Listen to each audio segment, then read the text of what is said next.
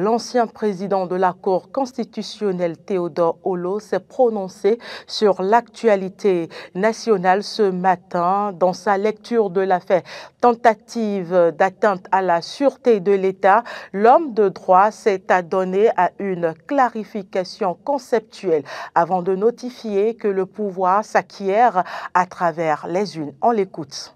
Je pense que c'est d'abord un abus de langage de parler de coup d'État.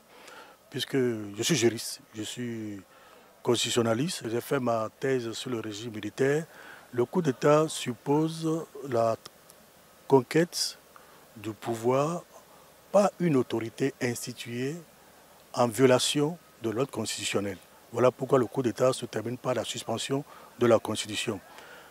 Quand c'est militaire, ça veut dire que c'est le chef d'état-major ou le commandant d'une unité de l'armée. C'est une autorité militaire qui est instituée, qui prend le pouvoir alors qu'on doit être passé par des élections. Lui, ce n'est pas la force qui conquiert le pouvoir. Ce sont deux éléments qui définissent le coup d'État. Quand vous prenez un président qui a prêté serment sur une constitution, qui dit que ce mandat est limité à 2, qu'il modifie la constitution pour avoir un 3e mandat, il viole également la constitution pour conserver ou pour aller conquérir le pouvoir. Là, il y a un coup d'État. Donc il y a le coup d'État militaire, le coup d'État civil.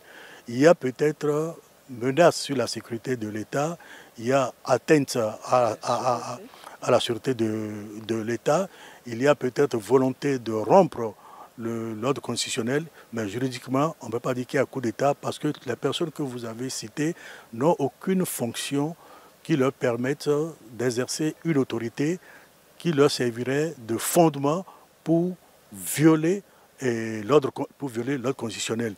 Je crois que l'un est toujours un homme d'affaires, l'autre est un ancien ministre, il n'est plus en activité, même s'il était ministre, il n'a pas les moyens en réalité de porter atteinte, de violer l'ordre constitutionnel. Donc c'est un abus de langage de parler de coup d'État.